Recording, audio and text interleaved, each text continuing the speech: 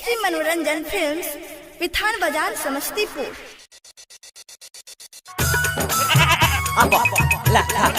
रे संजीत बा अरे दक्षिण बकरी की बाल खाए नहीं छे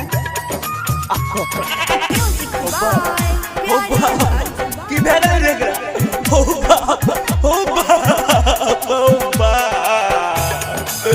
की भेल रे बकरी हो पकाई भागानर बनर हमरे कपाल में ठोकल है की भेल तोरा कदी काटे छे हो बाऊ कोन खेलरिया लगाई जल कैना जर हो बकरी ने खाई छै खर हो बाप हो बाबू कोन खेलरिया लगाई दल कैना जर हो बकरी ने खाई छै खर हो बाप हो बाऊ गाँव से घूमल गेलियै एक दिन शहर हो बकरी ने खाई छ खर हो बाप दुनिया गला जाते रे बाप विनाश लागल गए बाप के अरे रात में बकरी गैस छड़लक अगर गैस छड़लक तो गैस में चाचा से जगबा नहीं अन्ना के परमोद भगत से फुकबा दी बुढ़ी में कोनो दिक्कत बात नहीं छै सब ठीक भा जेते बुढ़ी केतना अच्छा से देखबलियै टॉयलेट डॉक्टर से मंगवलियै केतना अच्छा से देखबलियै टॉयलेट डॉक्टर से मंगवलियै हो बाबू डॉक्टर से मंगवलियै तय करबे बारी के कारण सुझै नै छड़ घर हो बकरी ने खाई छ खर हो बाबू कोन खेलरिया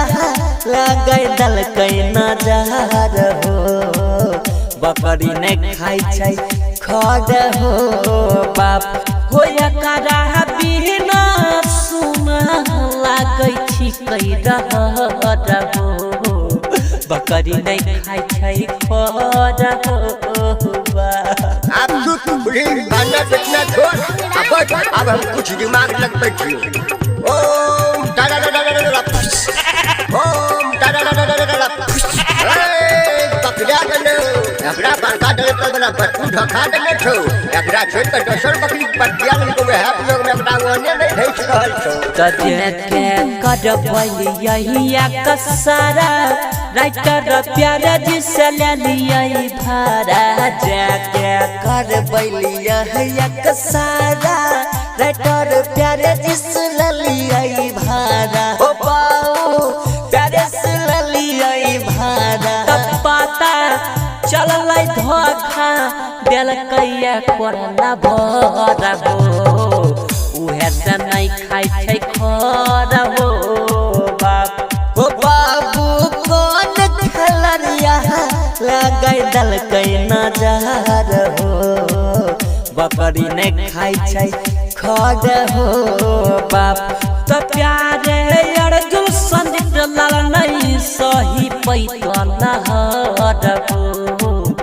बकरी ने खाई छै खर हो म्यूजिक बाय प्यारे अर्जुन। PSP मनोरंजन फिल्म्स, विथान बाजार, समस्तीपुर।